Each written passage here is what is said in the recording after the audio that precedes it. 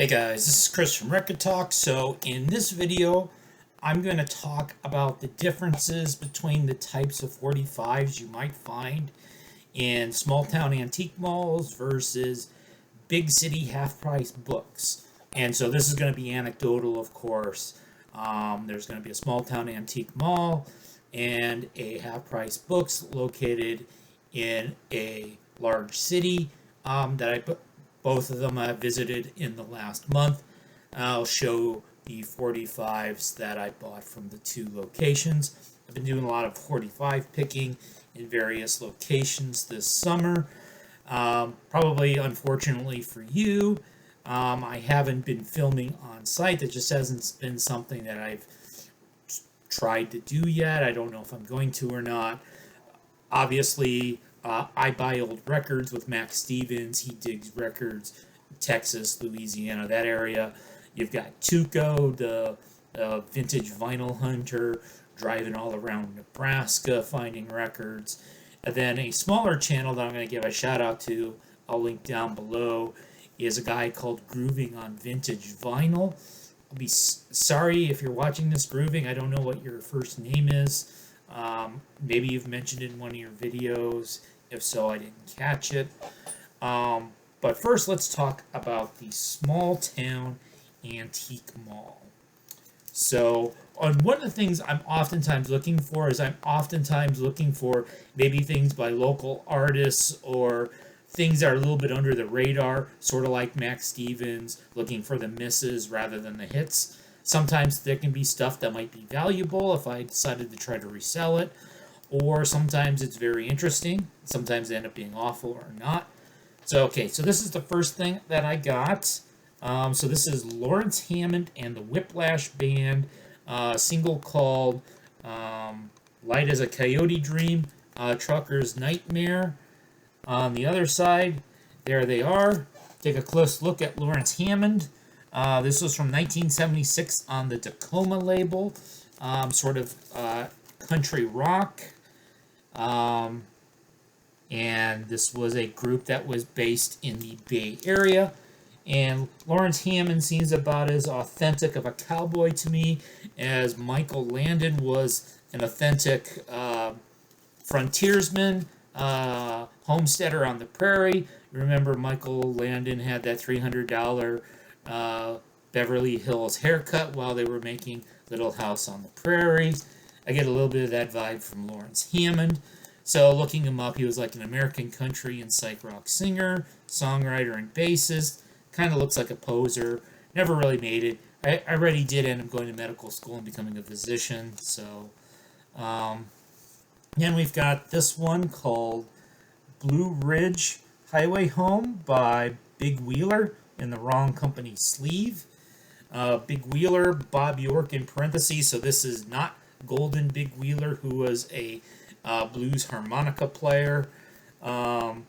Nashville Cats Productions, 1975 country. I think Nashville Cats were kind of like some studio musicians. And I know when I looked this up on my phone when I was at the store, somebody was selling it for $100 on Discogs. I was a little bit excited about that. Some original research. Somebody did sell it for $18 on eBay. Two people have it. Nobody wants it on Discogs. The $100 seems pretty delusional. We all know there's some delusional pricing out there. I'm sure if I was going to sell it, I would not get near $100. We've got the Arnold Chin Band on Twin Spin Records. Ain't No Money. This is country rock from 1981. The label's based out of Owensboro, Kentucky. So that's fairly local to me. They kind of started off as bluegrass in the 70s. They got more sort of southern rocky and AOR-ish. So they ended up sounding a little bit like a lower tier 38 special. And also, if you ever have any Arnold Chin, you file it under A, not C. It's like Marshall Tucker. File it under M. There's nobody named Marshall Tucker in the band. There's nobody named Arnold Chin in the band. Then we have Dick Feller with Making the Best Out of a Bad Situation. So I bought this so I could make it the sophomoric joke. You know, like when I used to watch ESPN Sports Center, there used to be a NASCAR driver called Dick Trickle, and that would always mention, oh, Dick Trickle finished 27th in today's race. I don't think, I mean, he wasn't a star race car driver. If his name was anything other than Dick Trickle, he never would have been mentioned. So we got Dick Feller, Richard Feller, born 1943 in Missouri. This song from 1974 made it to number 11 on the country chart. Dick had a few other minor hits. And then the surprising thing in the research is that Dick Feller has transitioned and is now known as Dina K. Rose. We've got some Stella Parton on Scab Records. And so Scab stands for Soul Country and Blues. And yes, Stella is Dolly's sister. Scab was her own label. She wrote both the songs on here. Stella did have some minor hits. But as far as Scab Records go, I don't think there was ever actually any soul or blues. I think it was mainly Stella, and I think another Parton sister and her husband put out some stuff on there. I also did get a Dolly Parton record, capital sleeve RCA. You tend to find things in the wrong sleeves. At some point, I'm going to try to go through my boxes and try to unite things with hopefully the correct company sleeve. We got Al Green in the incorrect Columbia sleeve. I'm Still in Love with You from 1972. So that was a score from a small town antique mall in Tennessee.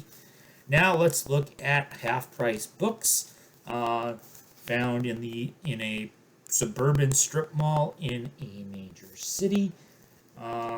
So if you follow my Instagram, you notice I posted this a couple weeks ago. Yeah, this was $5, but 7 out of 25. It's a punk split. It's got the American Dream Dusty Rose on the cover. I mean, this is just screaming Blind Buy to me.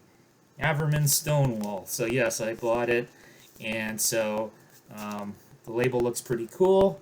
So one side is Everman, Virginia Beach. The other side is Stonewall. So they're both these bands are from Virginia. Sort of popish punk, particularly Everman's pretty pop punk. And one of the things I also noticed is that the labels are on the wrong side of this split. The band Everman had provided two songs, and Stonewall provided 3, but there are 2 tracks on the Stonewall side and 3 tracks on the Everman side. I don't know if they made this mistake on all 25 of these or not. And then there were other issues in various colors as well of this. This particular variant wasn't even in Discogs, so I added it. Another punk rock blind buy, this group called Single Mothers. This song called Half Lit. And New City on side B. You notice it's sealed. I haven't actually even opened it yet. They were selling it for $6. Looked it up on Discogs. The cheapest it's selling for is like over $20, and I've got a never opened copy. I guess I could be like the Waxed and I could open it, but I probably won't do that. And then to show you how erratic the pricing is at half-price books. Okay, I know this has been opened. It's not brand new.